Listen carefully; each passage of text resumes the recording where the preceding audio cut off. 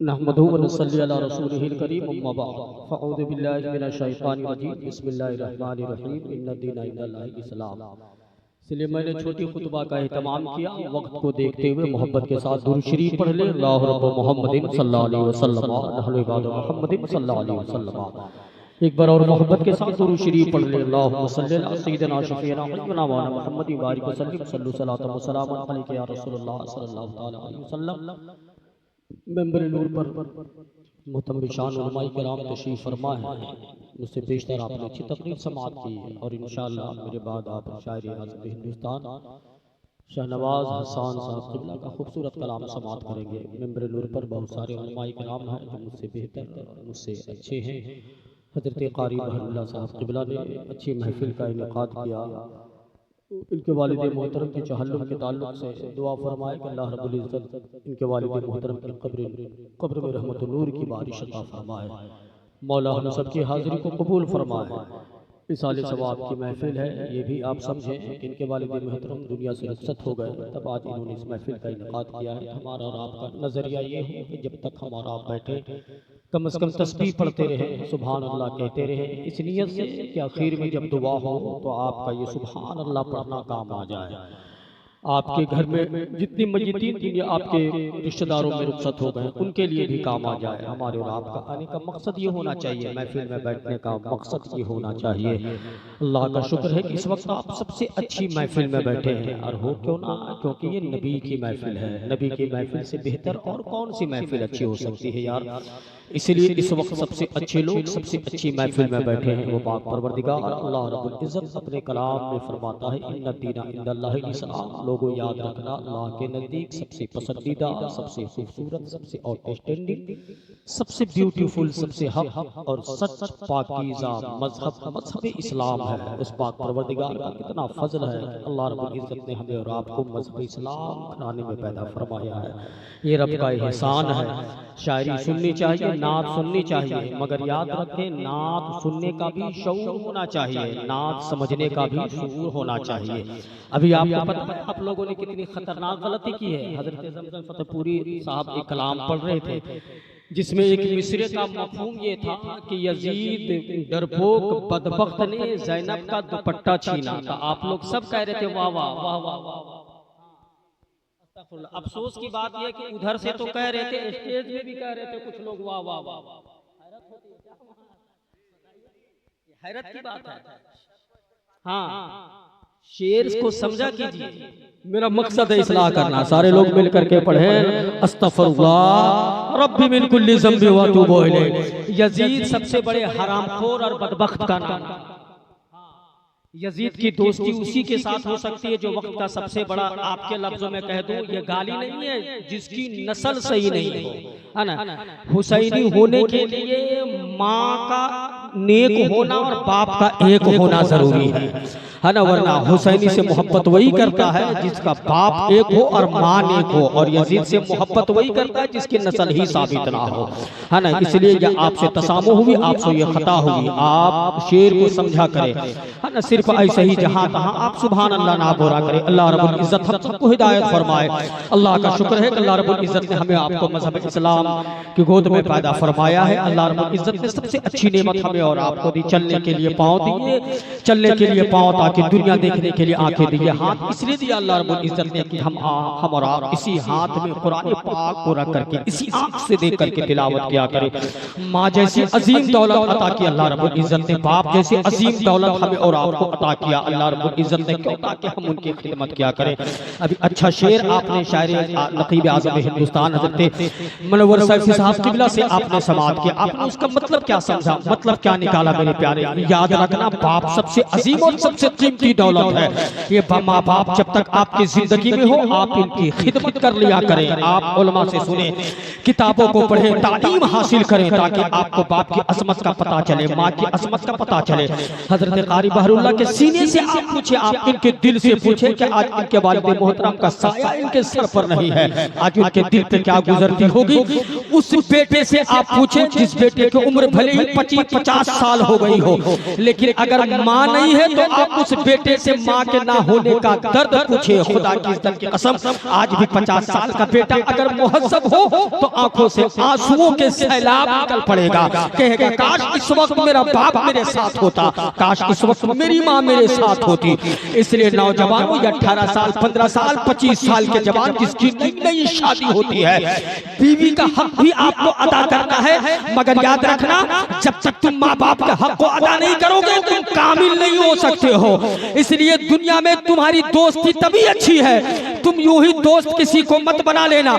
अगर कोई दोस्त तुमसे तुम्हारा कोई दोस्त बनना चाहता है तो तुम पहले ये तलाश कर लेना कि घर के इसके हालात कैसे हैं, माँ बाप के साथ इसकी कैसी दोस्ती है, ये माँ से मोहब्बत करता ही नहीं करता है, ये बाप का वफादार है कि बाप का गद्दार है।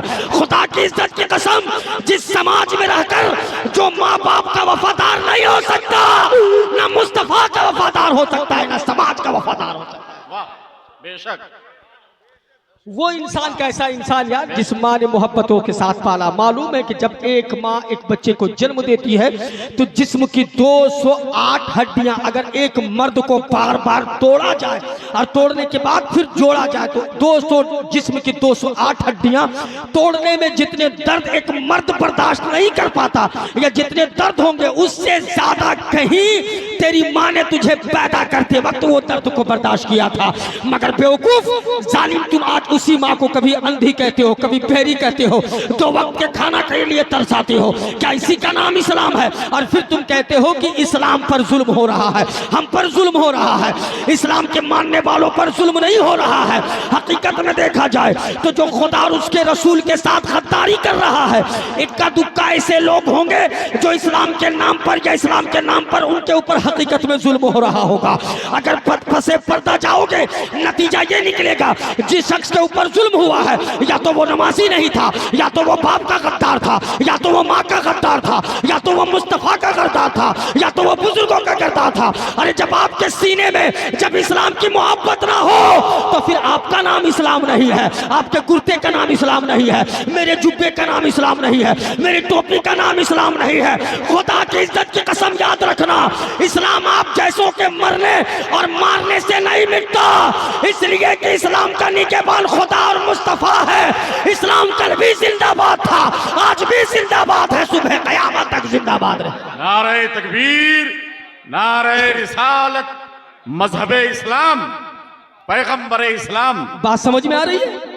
बोलिए ना, मोहब्बत के साथ कहें या रसूल अल्लाह, और जोर से कहें या रसूल अल्लाह। मगर हम अपने कैरेक्टर को तो बदल लें यार, हम अपने लक्षण को तो बदलें, हम अपनी आदत को बदलें। इस्लाम ने हमें कौन सा पैगाम दिया है, इस्लाम ने हमें कौन सा कैरेक्टर बताया है, मुस्तफ़ा ने जीने का तरीका क्या बताया है, सहाबा ने जीने का तरीका क्या बताया है, हमारे बुजुर्गों ने हमें आपको क्या दिया है, ये सीखने की ज़रूरत है। हजरत खालिद बिन वलीद का नाम आपने सुना, वो सहाबी रसूल जो कभी किसी जंग में कभी हारे नहीं है, उस सहाबी का नाम है हजरत खालिद बिन वलीद। खालिद बिन वलीद का कभी कैरेक्टर पढ़ करके देखो, तब तो आज के जवानों को बात समझ में आएगी कि खालिद बिन वलीद कौन थे, उसके जंग में कैसे कैसे लोग थे। आज के जवान को ये रवायत सुनने की जरूरत है। हजरत खालिद बिन वलीद उस सहाबी रसूल का नाम है जिस जंग में जाते थे मुस्तफ़ा का नाम लेकर के निकलते थे। मगर आज हमारे जवान कैसे हैं, कितने लोग ऐसे हैं जो मुस्तफ़ा के नाम पर जीते हैं और मुस्तफ़ा के नाम पर मरते हैं। जवाब मिलेगा जीरो।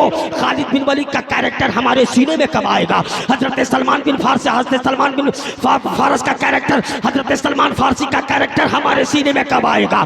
सरकार गरीब नवाज का कैरेक्टर हमारे सीने में कब आएगा? मुस्तफ़ा का किरदार हम कब अपनाएंगे? वो खालिद बिन वलीद है जो खालिद बिन वलीद रात के अंधेरे में खुदा की बारगाह में गिड़गिड़ाते हैं, रात भर रोते हैं और दिन के उजाले में जंग के लिए निकल जाते हैं। आओ मैं एक कैरेक्टर सुनाता हूँ। हजरत खालिद बिन वलीद किसी जंग के लिए निकल चुके हैं, उन्होंने ईसाइयों के किले का मुहासरा कर लिया है। अब ईसाई के किलों को जब मुहासरा कर लिया है तो पता है ईसाइयों ने भी ये समझा कि खालिद बिन वलीद से हम जंग जीत नहीं सकते हैं, खालिद बिन वलीद के आगे हम ढेर हो जाएंगे। खालिद बिन वलीद भले ही देखने में पतला दुबला है, खालिद बिन वलीद भले ही तनहा है, खालिद बिन वलीद के पीछे कई लोग हैं, मगर हमारे पास उनसे ज्यादा हथियार है, उनसे ज्यादा हमारे पास सिपा सालार है। ईसाइयों ने यह भी देखा हमारे पास ना हथियार की कमी है, ना लोगों की तादाद की कमी है, मगर खालिद बिन वलीद के मुकाबले में हम सारे लोग ढेर हो जाएंगे। ये तो सोचा ये ईसाइयों ने, मगर ईसाइयों ने एक महंगी प्लानिंग की। ईसाइयों ने ये समझा कि हम खालिद बिन वलीद से आके जंग को जीत नहीं सकते हैं, आओ एक प्लान बनाते हैं। हजरत खालिद बिन वलीद को बुलाया गया। ईसाइयों ने कहा खालिद बिन वलीद सुनना। खालिद बिन वलीद ने कहा बोलो क्या बात है। कहा हम आपसे जंग करना नहीं चाहते हैं। खालिद ने कहा या तो जंग करो, या तो ये किला हमें दे दो, या तो ये बाजार हमें दे दो, या तो इलाका हमें दे दो। 18 साल का जवान गौर से सुने, 20 साल का जवान गौर से सुने, 21 साल का जवान गौर से सुनना इस रवायत को। हजरत खालिद बिन वलीद से अब मुआहदा हो रहा है, आपस में बात की जा रही है। ईसाइयों ने कहा ए खालिद बिन वलीद हम तुमसे जंग नहीं करना चाहते हैं। खालिद ने कहा अगर जंग नहीं करोगे तो फिर ये किला हमें दे दो, ये इलाका हमें दे दो, यहाँ पर इस्लामी झंडा हम लहराएंगे। ईसाइयों ने कहा खालिद बिन वलीद मगर एक शर्त है। खालिद ने कहा बोल जल्दी क्या कहना चाहता है तू। ईसाइयों ने कहा खालिद बस एक बड़ी छोटी शर्त है। कहा बोल क्या बात है। ईसाइयों ने कहा ये हमारा जो किला है, इस किले का दरवाजा जो खुलेगा इसके अंदर बाजार है, इस किले के दरवाजे से तुम अपने सिपाहियों को लेकर बस तुझे दाखिल होना है और किले के दूसरे दरवाजे से निकल जाना है। अगर तुमने ऐसा कर दिया तो ये किला तुम्हारा होगा, इलाका तुम्हारा होगा, यहाँ की आबो हवा तुम्हारे ताबेदार होगी, ये इलाका तुम्हारा होगा, हम तुम्हारे होंगे, हम तुम्हारे कदमों में आ जाएंगे। खालिद बिन वलीद ने कहा बस इतनी सी शर्त है कि हमें किले के एक दरवाजे से जाना है और दूसरे दरवाजे से पास कर जाना है, बस। ईसाइयों ने कहा हाँ बस इतनी छोटी सी शर्त है, अगर तुम इस पर अमल कर लिए तो हम तुम्हारे हुए, यहाँ इस्लामी झंडा तुम लहरा देना। खालिद बिन वलीद ने कहा ठीक है। तमाम लोगों को इकट्ठा कर दिया गया है, वक्त मुतय्यन कर लिया, अब कल की सुबह होने वाली है। मगर हजरत खालिद बिन वलीद मुसल्ला बिछाकर रात भर खुदा की बारगाह में रो रहे हैं, रात भर गिड़गिड़ा रहे हैं, ए परवरदिगार कल की फतह, कल की सुबह इस्लाम की सुबह होने वाली है। ए परवरदिगार कल खालिद को तू फतह होना को, कल खालिद को तू फतह अता करना। ए परवरदिगार कल खालिद को तू फतह नुसरत के झंडे अता करना। इसलिए कि मौला खालिद आज तन्हा अपने लिए नहीं आया है, खालिद आज अपने लोगों को लेकर यहाँ अपने मफाद और अपने फायदे के लिए नहीं आया है। मौला खालिद तेरे दीन के लिए आया है, मुस्तफ़ा की सुन्नत को उजागर करने के लिए आया है, नबी के दीन को फैलाने के लिए आया है।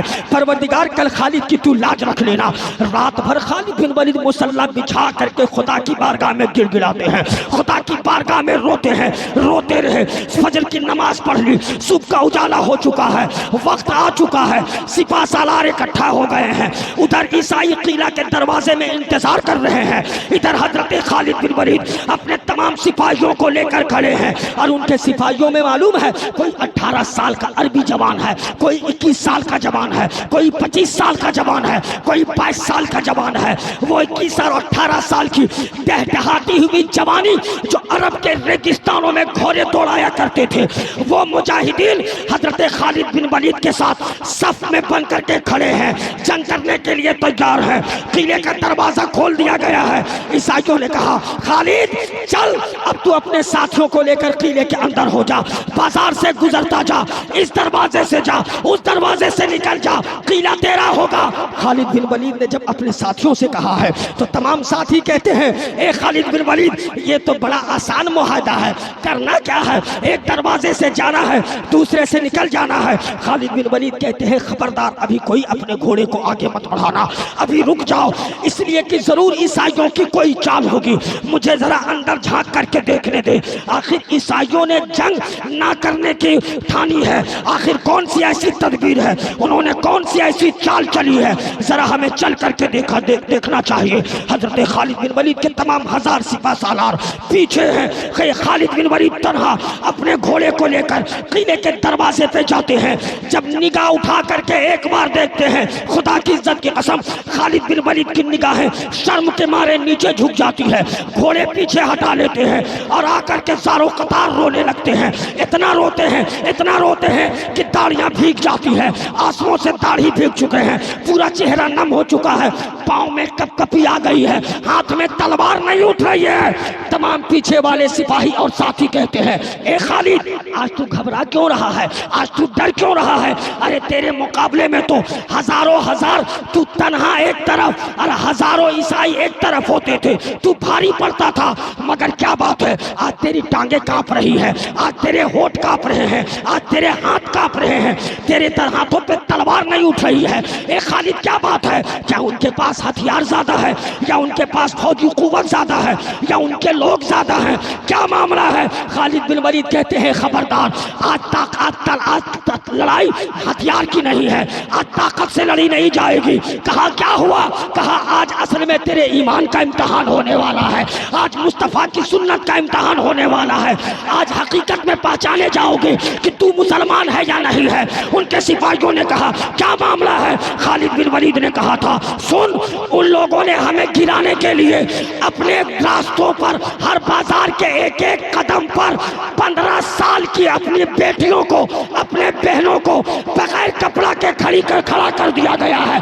लाइन पर लाइन बना करके, सब बना करके 18 साल की लड़कियां बगैर कपड़े के हैं, 15 साल की बेटी बगैर कपड़े के हैं। इसलिए आज तेरे ईमान का सौदा होने वाला है। चूंकि ईसाइयों को मालूम था अगर मुसलमानों को झुकाना है या तो दौलत से खरीद लो, अगर वो दौलत से ना बिके तो उसके आगे हुस्न रख दो। मुमकिन है हुस्न की चकाचौंध दुनिया देखकर उनकी निगाहें खत्म हो जाए और वो अपने ईमान का सौदा कर ले।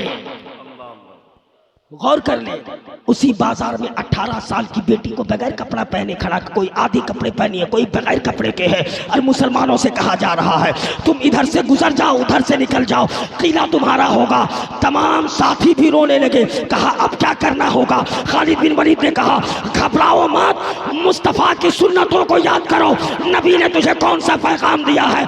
मुस्तफ़ा ने कहा है कि जब तुम सड़कों में और बाजारों में चलो तो निगाहें झुका करके चलो। आज वो वक्त आ गया है, खुदा की इज्जत की कसम, आज अगर तुमने मुस्तफा की सुन्नत को जिंदा कर दिया, यहाँ भी कामयाब हो जाओगे, आखिरत में भी कामयाब हो जाओगे। इसलिए सिपाहियों तैयार हो जाओ, आज लड़ाई तलवार की नहीं है, नबी की सुन्नत से आज लड़ाई जीती जाएगी। नारे तकबीर, नारे रिसालत, हजरत अल्लामा इकबाल अहमद मिसबाही। वाह वाह वाह। बात समझ में आ रही है ना? बात समझ में आ रही है? ये था इस्लाम मेरे प्यारे, जहाँ सहाबा और उनके साथी चलते थे तो निगाह झुका करके चलते थे। मगर आज हमारे समाज का क्या हाल है, आज हमारे सोसाइटी का क्या हाल है? आज हमारे मोहल्ले में आप देख लें, आज अपने मोहल्ले में आप देख लें, बेटा बाप का गद्दार है, बेटा माँ का गद्दार है, बेटा ना माँ को पूछता है ना बाप को पूछता है, ना बीवी का हक अदा करता है। शादी तो कर लिया है बेवकूफ, मगर वही कहीं बाहर से शराब पी करके आएगा, कभी बच्चों को डांटेगा, कभी बीवी के ऊपर हाथ उठाएगा और फिर समाज को रुसवा करेगा। वही एक लड़का कभी बाप को गाली देगा, कभी माँ को गाली देगा, कभी कहेगा मेरे बाप ने मेरे लिए क्या किया है, मेरे बाप ने मुझे क्या खरीद दिया है, मेरे बाप ने मुझे क्या दिया है। एक जाहिल दा ग्रेड सुन, बिलाशुबा तेरे बाप ने तेरे लिए 10 मंजिला बिल्डिंग ना खड़ी की हो, तेरे लिए फॉर्च्यूनर कार खरीद के ना दिया हो, तुझे और महंगा सामान ना ला दिया हो, तुझे 5 डिसमिल जमीन खरीद कर तेरे बाप ने नहीं दिया, मगर तेरे बाप ने तुझे पैदा करके इतना बड़ा कर दिया। यही उस बाप का एहसान है। वाह वाह वाह। बात समझ में आ रही है ना? यही उस बाप का एहसान है। मगर आज हमारे समाज में क्या है, बच्चा पढ़ेगा नहीं, जब पढ़ेगा नहीं तो सीखेगा कहाँ से? नबी कहते हैं education is the power, education is the life. इल्म ही नूर है, इल्म ही रोशनी है। मुसलमान के बच्चा को पढ़ना चाहिए था, दीन भी पढ़ना चाहिए, दुनिया भी पढ़ना चाहिए था। मगर सबसे एजुकेशन में अगर कोई कौम अगर आज की तारीख में सबसे पीछे है तो वो मुस्लिम समाज है। सिर्फ हम जितने होटल में बैठ करके बकैती कर लें, जितनी इधर उधर की बातें कर ले, जितने एक दूसरे को कोक ले, कभी इमाम के ऊपर हम लानफल लगाए, कभी इमाम की बुराई करें, कभी उलमा की बुराई करें, कभी इसकी बुराई करें, कभी उसकी बुराई करें। मगर जब पीर साहब आ जाएं तो जिंदगी में जो एक वक्त का नमाज कभी नहीं पढ़ा है, जो कभी जुमा भी नहीं पढ़ा है, वो समझता है कि पीर साहब ही हमको डायरेक्ट जन्नत में ले जाएंगे। मिल्लत मिल्लत कब तक करोगे बेवकूफो? जो इलाके में तेरे लिए दिन रात मेहनत करता है, तेरे लिए दिन रात मेहनत करे, तेरे लिए खड़े उतरे, जो दिन रात इलाके में रहकर तेरे लिए मेहनत के साथ साथ तेरे ईमान और अकीदे की हिफाजत करे, उसको प्रमोट करना चाहिए था तुझे। तेरा पीर जन्नत में जाएगा कि नहीं जाएगा, इस बात की गारंटी कौन देगा?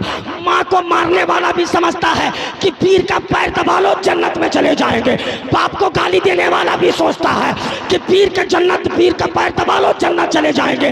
भाई का हक जबरदस्ती ताकत की बुनियाद पर, अपने ताकत की बुनियाद पर भाई का हक छीनने वाला भी समझता है कि पीर साहब आ गए हैं, एक वक्त का खाना खिला दो जन्नत में चले जाएंगे। जो अपनी बहन का हक नहीं देता है वो भी जालिम समझता है कि पीर साहब आ गए हैं, 2 वक्त अपने घर में ठहरा दो जन्नत में चले जाएंगे। हकीकत में कौम का नुकसान हो रहा है। क्या तुमने नहीं देखा कश्मीर की वैष्णो देवी मेडिकल कॉलेज में 42 मुस्लिम कैंडिडेट का सिलेक्शन हुआ मेडिकल कॉलेज में, मगर उन लोगों ने बाहर कर दिया। क्यों? इसलिए कि इस कॉलेज को दान हम देते हैं, यह कॉलेज हमारे ट्रस्ट से चलता है, इसमें मुस्लिम बच्चे क्यों पढ़ेंगे? हकीकत में उसका कहना सही है, संवैधानिक तौर पर तो वो गलत है, चूंकि एजुकेशन में कोई धर्म हो, किसी जाति का भी हो, इसलिए कि एजुकेशन में आर्टिकल 21A कहता है कि हर बच्चे को 6 से 12 साल तक के बच्चे को एजुकेशन फ्री दिया जाए। भारत का संविधान ये कहता है कि भारत के किसी नागरिक के साथ किसी के साथ जाति या धर्म या वर्ण की बुनियाद पर भेदभाव नहीं किया जाएगा, यह कॉन्स्टिट्यूशन ऑफ इंडिया कहता है। मगर हकीकत में देखी जाए इस हिसाब से वो गलत है, मगर उनका कहना है पैसे हम दे, कॉलेज मेरा है, ट्रस्ट मेरा है, मुस्लिम बच्चे क्यों पढ़ेंगे? मैं आपके मिल्लतों से पूछना चाहता हूँ, दुनिया में बहुत मिल्लत है, इल्ला माशाअल्लाह चंद को अगर छोड़ दिया जाए तो सबने सियासत की रोटी से की है, चाहे वो उत्तर प्रदेश की जमीन हो, चाहे वो बिहार की जमीन हो, चाहे वो किसी और इलाके की जमीन हो, चाहे वो महाराष्ट्र की जमीन हो। मुसलमानों को इकट्ठा करके वोट लेकर गैरों का तलवा चाटने वाला कभी हमारा कायद नहीं हो सकता है। हमारा कायद वही होगा जो नामों-ए रिसालत की बात करेगा, जो हमारे हक की बात करेगा, जो इस्लाम की बात करेगा, जो सुन्नत मुस्तफा की बात करेगा, जो हमारे बच्चों के एजुकेशन और तालीम की बात करेगा। नारे तकबीर, नारे रिसालत, हजरत अल्लामा इकबाल अहमद मिसबाही। वाह वाह वाह। बात समझ में आ रही है? मुसलमान का बच्चा कर क्या सकता है मालूम है? गलती से किसी तरह से, आपने अपने माहौल में भी देखे, मुआशरे में देखे, गलती से 8 क्लास तक पढ़ेगा, है ना? अभी आप लोगों ने बेहतर इमाम चुना है अल्हम्दुलिल्लाह, कारी गुलजार साहब बहुत अच्छे इमाम है, बहुत अच्छे। जुम्मा का खिताब असली खिताब होता है जो आपको सुनना चाहिए। मुसलमान का बच्चा क्या करेगा? गलती से 8 क्लास पास करेगा और माँ बाप ने जोर लगा दिया तो मेहनत करके किसी तरह से 10th वो पास कर लेगा। 10th पास करने के बाद भी आपके बेटा को नहीं मालूम होता कि कौन से बोर्ड से पास किया है। ये हमारा एजुकेशन सिस्टम है, ये हमारी तालीम है। गलती से 10 कर लिया और मेहनत किया तो 12, बाकी फिर काम क्या करेगा? पढ़ा तो कुछ नहीं, जबरदस्ती मैट्रिक किया, जबरदस्ती 10+2 किया। मुसलमान का बच्चा या तो ऑटो चालक होगा, या तो 14 चक्का का ड्राइवर बन जाएगा, या तो फिर रिक्शा चलावेगा, या तो फिर टोटो चलावेगा, या तो फिर गैरेज में जाके काम करेगा, या तो फिर टाइल्स पुट्टी में काम करेगा, या तो फिर राजमिस्त्री बन जाएगा, या तो फिर महाराष्ट्र और बंबई में जाकर होटलों में जूठा गिलास धोएगा, जूठा बर्तन धोएगा, या तो फिर सिक्योरिटी गार्ड का काम हैदराबाद में करेगा, या तो किसी और जगह पर काम करेगा। यही हमारी और आपकी औकात है। चूंकि हमने पढ़ा नहीं है, हमने लिखा नहीं है, 6 महीना तक किसी तरह से काम करेगा। अब चूंकि मुहर्रम आने वाला है तो जितने गिलास बाहर धोते थे वो अब गांव में आएंगे और फिर स्टेटस लगाएंगे हम हुसैनी है। क्या हुसैनी इसी का नाम है कि मुहर्रम के जुलूस में गांजा पी के घूमो, मुहर्रम के जुलूस में दूसरे की बेटियों की इज्जत के साथ खिलवाड़ करो, मुहर्रम के जुलूस में तुम हवाई फायरिंग करो और आग का तुम खेल दिखाओ और दूसरों की बेटियों के साथ बदकारी करो, दूसरों को गाली गलौज दो, गांजा पियो, चरस पियो, भांग खाओ, शराब का सेवन करो और हाथ में रुमाल ले लेके उड़ाओ और कहो या हुसैन या हुसैन। क्या इसी का नाम इस्लाम है? क्या इसी का नाम मुहर्रम है? ए जालिम सुन, तुमने अपने बेटे को पढ़ाया नहीं, 6 महीना तक बाहर रहेगा, बाहर आने आने के बाद जब घर आने की बारी आएगी तो सबसे पहले आपका बेटा अपना हेयर स्टाइल चेंज करेगा, गार्नियर या कोई और क्रीम लगाकर सबसे पहले बाल को वो कलर करेगा, बाल का मॉडल अलग देगा। बॉलीवुड स्टार उसे लगना चाहिए बेवकूफ, तो मरेगा तो कब्र में मुस्तफा आएंगे, कोई बॉलीवुड टॉलीवुड हॉलीवुड वाला नहीं आएगा सालिम। तुझे तो नबी की सुन्नत अपनानी चाहिए थी, मगर तू करता क्या है, किसी बॉलीवुड का तू नकल करेगा, शर्ट भी वैसा ही पहनेगा, टी शर्ट भी वैसा ही पहनेगा। उसके बाद 50 रुपये की जनरल टिकट लेगा, एक 600 रुपये और 800 रुपये की टिकट खरीदने की औकात नहीं है। 50 रुपये की टिकट लेकर वही डब्बे में टॉयलेट के बगल में खिड़की में या फिर विंडो में या फिर गेट के करीब बैठेगा, कभी इधर बंदर की तरह उचकेगा, कभी उधर उचकेगा, ये गेट से वो गेट, ये डब्बा से वो डब्बा, रात भर वो नापेगा। टीटी आ जाए तो 2 घंटा तक टॉयलेट में बंद रहेगा। उसकी औकात यही है, असलियत यही है प्यारे, डेमो दिखा रहा हो। फिर जैसे ही बरकाकाना रेलवे स्टेशन में गाड़ी रुकेगी, जैसे ही उतरेगा चंद कदम चलेगा, वीडियो बनाएगा और वीडियो बनाकर इंस्टाग्राम में डालेगा, देख आपका भाई शेर आ गया है, दबदबा था, दबदबा है, दबदबा रहेगा। एक जाहिल दा ग्रेट सोल, चोरी करने वाले मुसलमान से दबदबा बनेगा, गांजा पीने वाले मुसलमान से दबदबा बनेगा, दलाली करने वाले मुसलमान से दबदबा बनेगा, शराबी मुसलमान से दबदबा बनेगा, छोकरीबाजी करने वाले मुसलमान से दबदबा बनेगा, रात भर वीडियो कॉल में बिजी रहने वाले मुसलमानों से दबदबा बनेगा, रात भर व्हाट्सएप पे चैटिंग करने से दबदबा बनेगा। ऐसे दबदबा नहीं बनता, खुदा की इज्जत की कसम। दबदबा किसे कहते हैं? अगर दबदबा देखना है तो मोहम्मद बिन कासिम का दबदबा देख लो।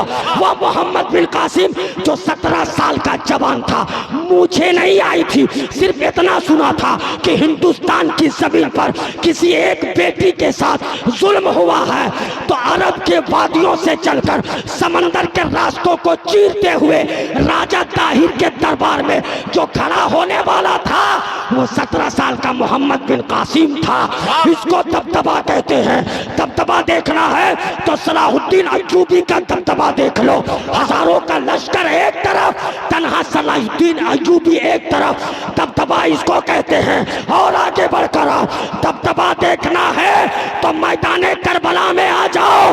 22,000 यजीदियों का लश्कर एक तरफ, फातिमा का बेटा हुसैन तन्हा एक तरफ। नारे तकबीर, नारे रिसालत, हजरत अल्लामा इकबाल अहमद मिसबाही। वाह वाह वाह, इसको दबदबा कहते हैं।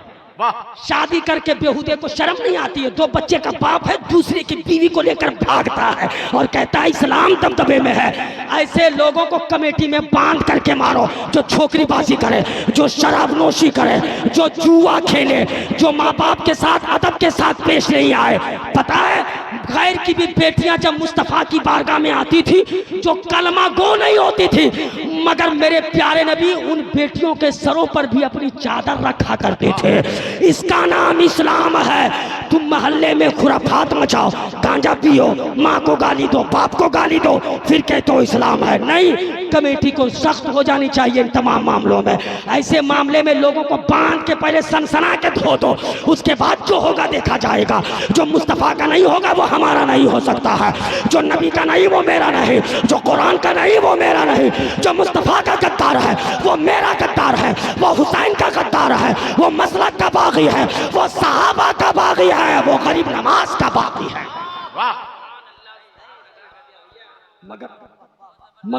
मगर इन बागियों को हम अपने पास रख रहे हैं। हाँ, फिर वही इलेक्शन आ जाए तो ना हम में एजुकेशन है ना हम में लीडर है। जब इलेक्शन में आ जाए तो कोई कहीं को हो, कोई किसी का तलवा चाटे, 500 रुपया में हम भी बिक जाते हैं। आपने अपना लीडर क्यों पैदा नहीं किया? मालूम है, जब एक इंसान ग्रेजुएशन करता है, ग्रेजुएशन करने के बाद 3-4 साल तैयारियां करता है, जब यूपीएससी क्लियर करता है तो एक लड़का आईएएस बनता है। 15 साल पढ़ने के बाद, 5 साल मेहनत करने के बाद, 20 साल 25 साल लगते हैं, तब एक लड़का आईएएस बनता है, कलेक्टर बनता है। आईएएस बनने के बाद जब वो भी 15 साल बगैर ठहराव के, पूरी मेहनत और पूरी शिद्दत के साथ जब 15 साल ड्यूटी करता है, तो 15 साल ड्यूटी करने के बाद उसे ज्वाइंट सेक्रेटरी बनाया जाता है। उस ज्वाइंट सेक्रेटरी का जितना पावर है उतना पावर एक अंगूठा छाप एमएलए का होता है।